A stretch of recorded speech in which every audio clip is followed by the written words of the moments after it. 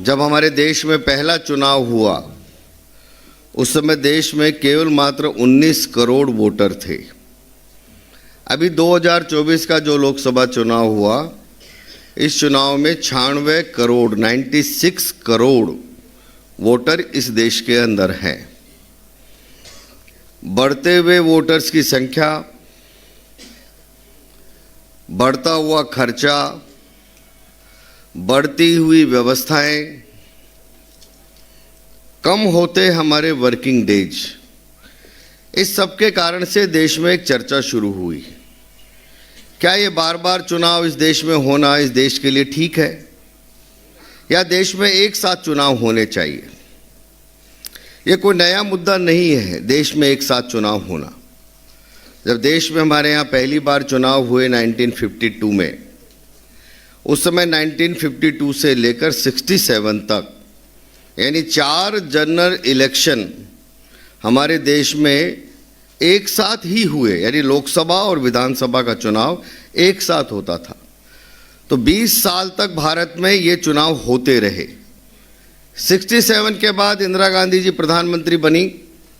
उन्होंने कई राज्यों की सरकारों को भंग किया, देश में इमरजेंसी लगी, इमरजेंसी में लोकसभा के कार्यकाल को बढ़ाया गया। उस सब के कारण से ये हमारा जो एक साथ चुनाव होने की परंपरा थी वो धीरे धीरे बिगड़ती चली गई, और इतनी बिगड़ी है कि आज भारत में हर साल कहीं ना कहीं चुनाव होते रहते हैं।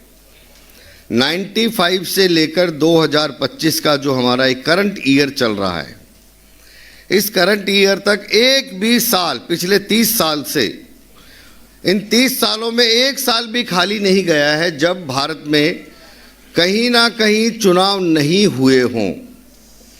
2024 का लोकसभा चुनाव हुआ, उससे पहले 5 राज्यों के चुनाव हुए, उसके बाद जो ही लोकसभा का चुनाव हुआ, झारखंड, हरियाणा, दिल्ली, महाराष्ट्र, जम्मू कश्मीर, कई प्रांतों के चुनाव हुए। यानी हर साल कंटिन्यू भारत में ये एक नियमित चुनाव, रेगुलर, बार बार चुनाव होने के कारण से देश में एक चर्चा शुरू हुई है कि क्या ये बार बार चुनाव होना देश के लिए ठीक है, या एक साथ चुनाव होना चाहिए।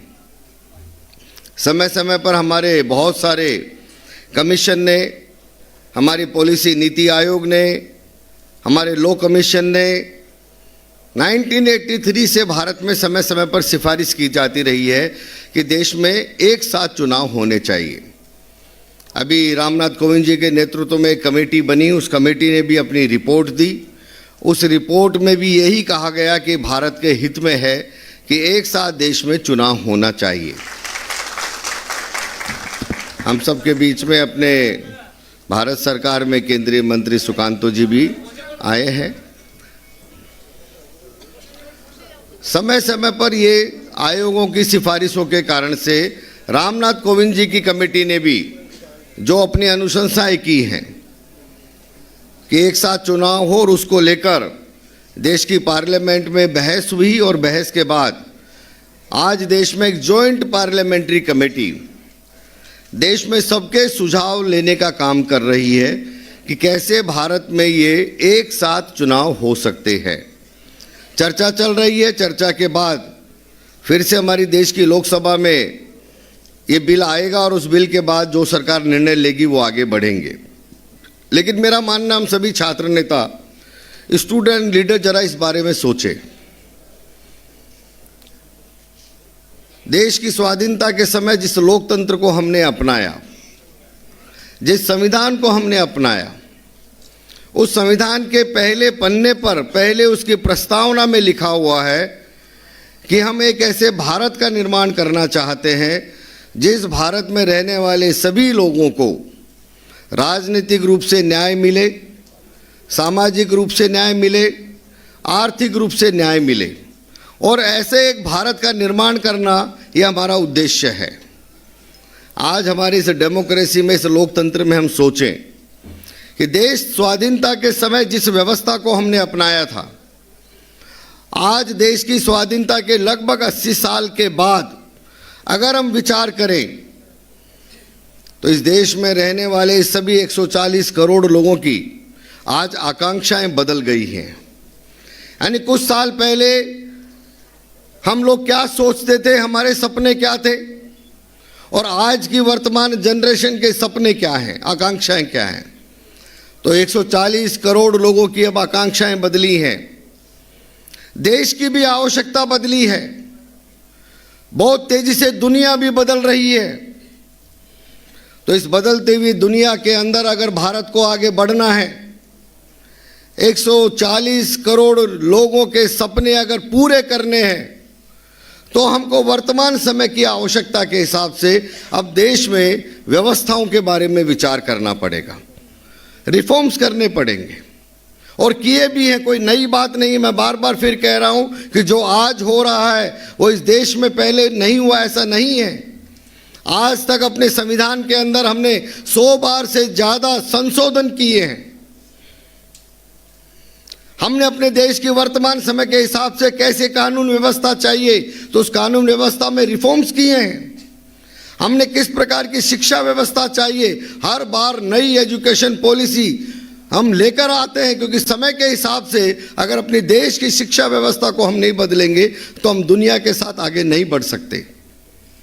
हम अपनी नई शिक्षा व्यवस्थाओं को लागू करते हैं, हम अपने प्रशासनिक व्यवस्थाओं के स्ट्रक्चर को बदलते हैं, हम अपने देश की न्याय व्यवस्था के अंदर भी हमने कई रिफॉर्म्स किए हैं, हमने अपने चुनाव की व्यवस्था में भी बहुत सारे रिफॉर्म्स किए हैं। आज से कुछ साल पहले तक 21 साल का नौजवान वोट डालता था, आज 18 वर्ष का युवा वोट डाल रहा है। कल तक हम बैलेट पेपर से वोट डाला करते थे, आज हम ईवीएम के द्वारा वोट डाल रहे हैं। कल तक हम वोटर लिस्ट लिए घूमते थे, आज हम सबके पास में एक अपना एपिक कार्ड वाला वोटर आई कार्ड नंबर है।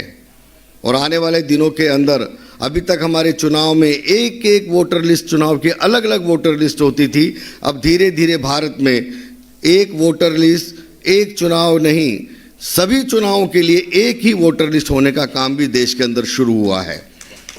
तो समय समय पर यानी हम अपनी आवश्यकता के हिसाब से रिफॉर्म्स करते आए हैं, बदलाव करते आए हैं।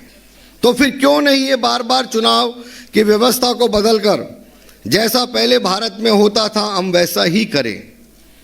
बार बार चुनाव होने के कारण से क्या नुकसान है, मैं उसकी चर्चा नहीं कर रहा हूं, क्योंकि वो सब आपको मालूम है। 1 करोड़ से ज़्यादा लोग चुनाव में ड्यूटी पर जाते हैं। पूरे भारत में लगभग चुनाव की आचार संहिता जब लगती है, 90 दिन भारत में चुनाव की मॉडल कोड ऑफ कंडक्ट के कारण से कोई काम नहीं होता। चुनाव के अंदर कितना खर्चा होता है, एक लोकसभा के चुनाव में 1,35,000 करोड़ रुपया इस बार के लोकसभा चुनाव में खर्च हुआ है। 5 साल में जितने भी विधानसभाओं के चुनावों का खर्चा, पॉलिटिकल पार्टियों का खर्चा, हम कैंडिडेट का खर्चा अगर जोड़ देते हैं तो पूरे भारत में 5 साल में जो चुनाव होते हैं उन पर 5 से 7 लाख करोड़ रुपया खर्च हो रहा है। भारत जैसे बढ़ती हुई अर्थव्यवस्था वाले देश पर ये 5 से 7 लाख करोड़ का खर्चा एक बहुत बड़ा भारी बोझ है। आप सोचिए, अगर एक साथ चुनाव होंगे, लगभग 3 से 4 लाख करोड़ रुपया इस देश का बचेगा। हम इस 3 से 4 लाख करोड़ में आप सभी छात्र और युवा बैठे हैं, कितने नए एम्स बना सकते हैं आप कैलकुलेशन करिए।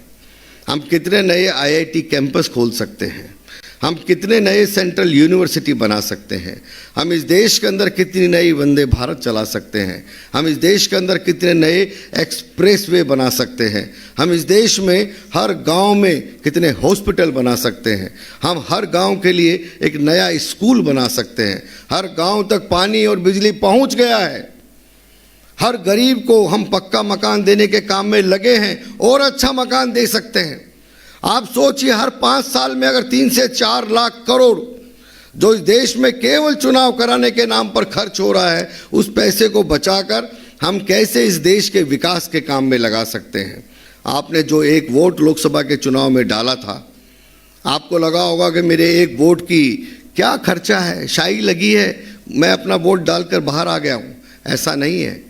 आपके 1 अंगुली पर शाई लगने के लिए भारत सरकार का 1400 करोड़ रुपया 1400 रुपया प्रति वोटर चुनाव में खर्च हुआ है। तो बढ़ता हुआ खर्चा एक विषय है। चुनाव के कारण से जो सबसे बड़ा मुद्दा है कि हमारे देश में विकास के जो काम हो रहे हैं उनकी स्पीड स्लो हो जाती है। जब भी चुनाव होता है, जहाँ चुनाव होगा आचार संहिता लगेगी। थोड़ा पानी दीजिएगा मुझे, कर पानी। आचार संहिता लगने के कारण से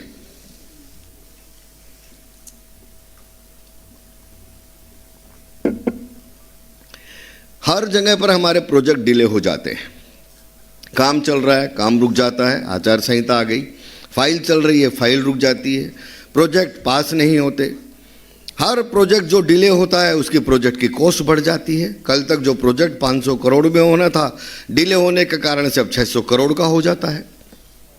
सबसे ज़्यादा समय की बर्बादी, पैसा खर्चा, उससे ज़्यादा हमारे लिए समस्या हो रही है कि हमारे देश में डेवलपमेंटल एक्टिविटी, उन सब की प्रोग्रेस बहुत स्लो हो गई है।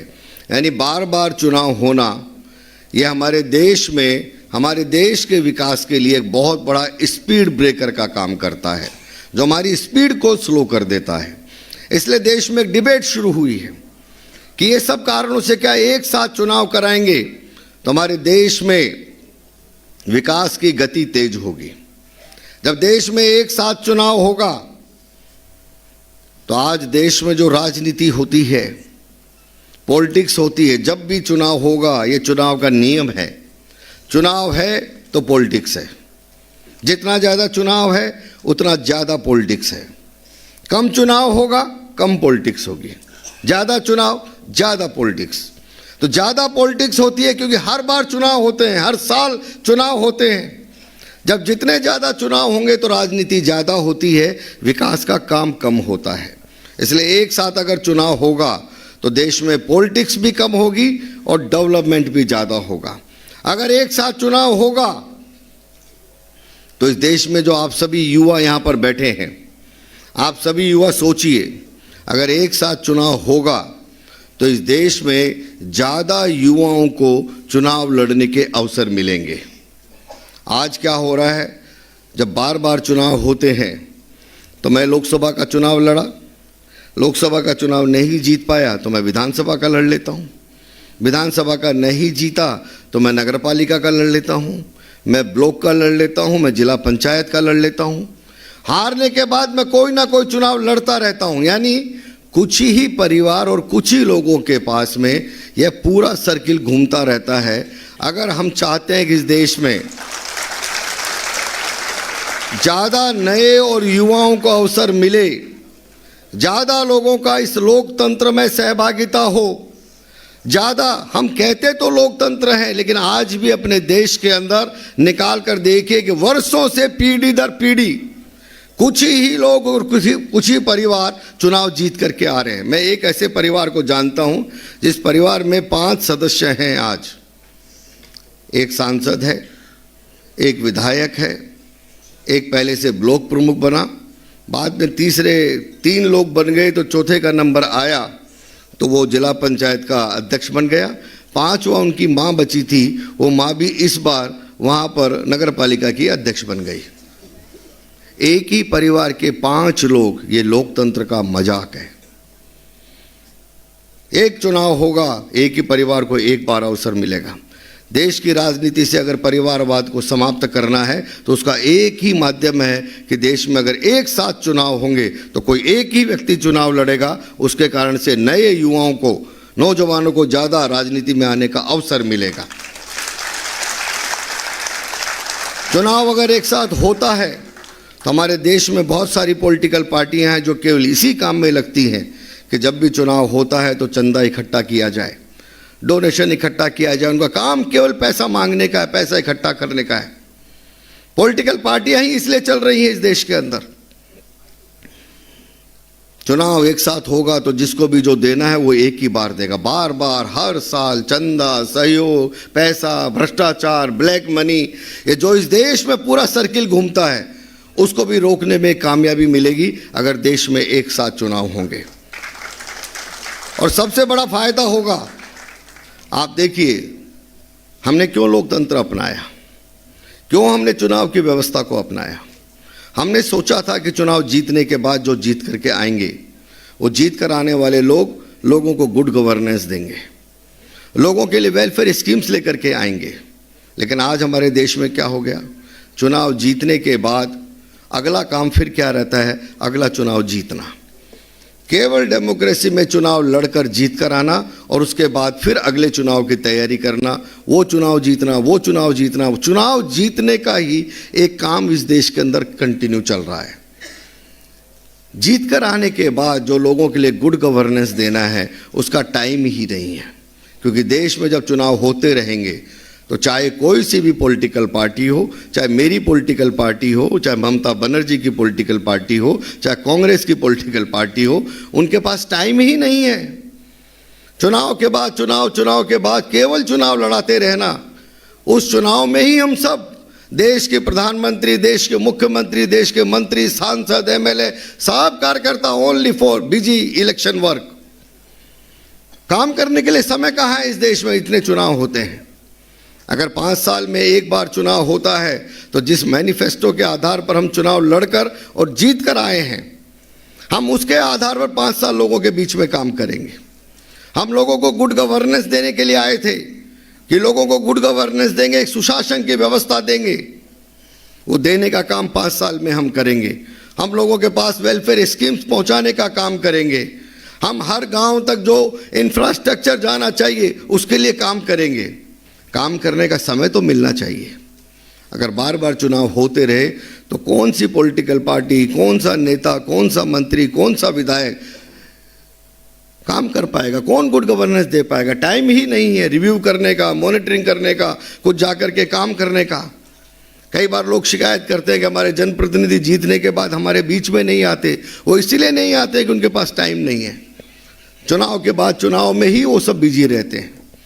इसलिए इस देश में जो हमने कहा कि लोकतंत्र, चुनाव जीतना इसलिए है कि हम लोगों के भले के लिए काम करना चाहते हैं, हम देश के विकास के लिए काम करना चाहते हैं। अगर उसका समय मिलेगा तो लोग कर पाएंगे। आज वो समय भी कम मिल पा रहा है। इसलिए एक साथ चुनाव कराने से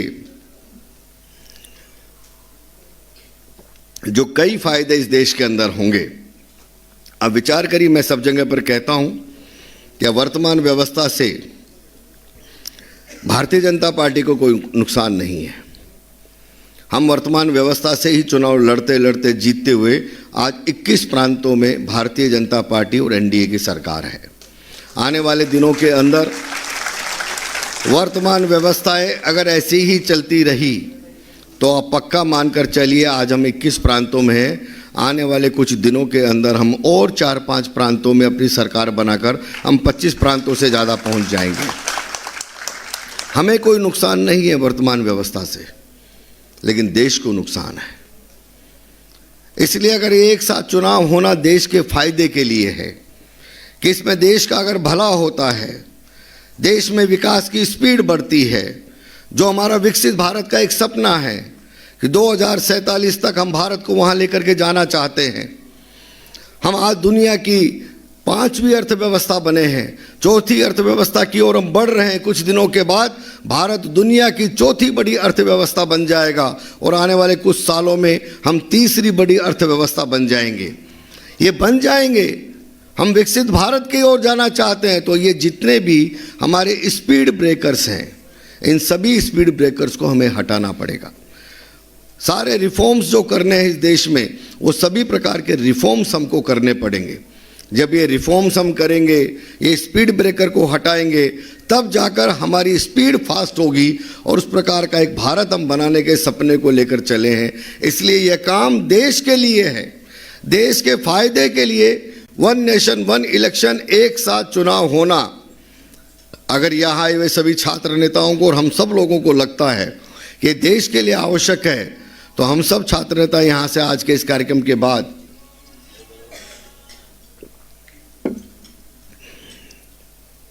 यहाँ से जाने के बाद यह अभियान एक जन अभियान बनना चाहिए।